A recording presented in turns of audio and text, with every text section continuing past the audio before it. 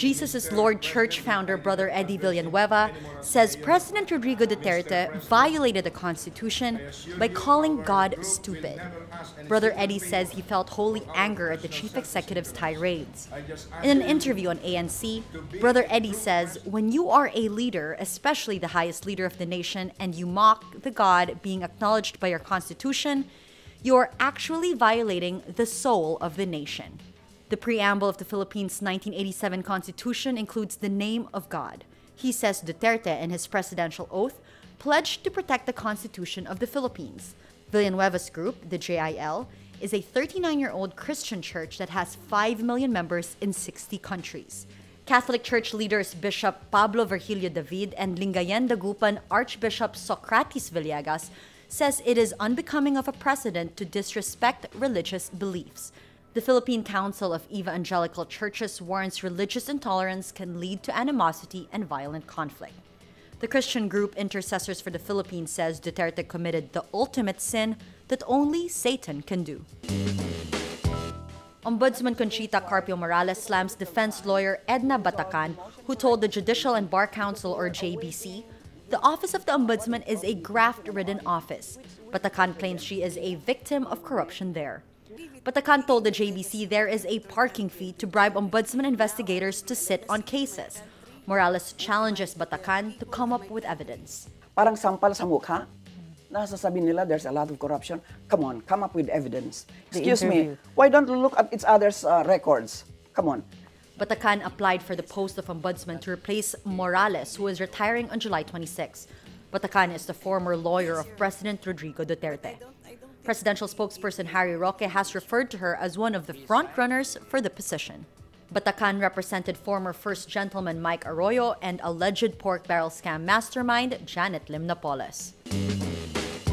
A U.S. judge issues an order that reunites immigrant families separated at the Mexico border. The order gives the government 30 days to bring families together after being torn apart by President Donald Trump's zero-tolerance policy. For children under 5, the reunification must take place within 2 weeks of the order. The order is a direct result of a suit filed by the American Civil Liberties Union on behalf of a 7-year-old girl separated from her Congolese mother and a 14-year-old boy separated from his Brazilian mother. The judge also issued an injunction against any more family separations. Trump signed an executive order last week, stopping his government's practice of taking children away from parents who cross the border without papers. Families seeking asylum from violence in Central America were not spared. The order made no specific provisions for families already separated under the policy. A shocker in the U.S. Democratic Party primary. New York's incumbent 14th District Congressman Joe Crowley was ousted by 28-year-old far-left political novice Alexandra Ocasio-Cortez. Crowley was seen as a potential standard-bearer and was considered a possible successor to Nancy Pelosi as party leader or even speaker. Ocasio-Cortez was born in the Bronx and was a supporter of Bernie Sanders' presidential bid. Her impressive 15 percentage point victory could spell a leftward shift for the party that is squaring up against President Donald Trump's Republicans in the fall. Her campaign's Facebook page highlights her political positions: expanded Medicare for all and tuition-free college, similar to those put forward by Sanders.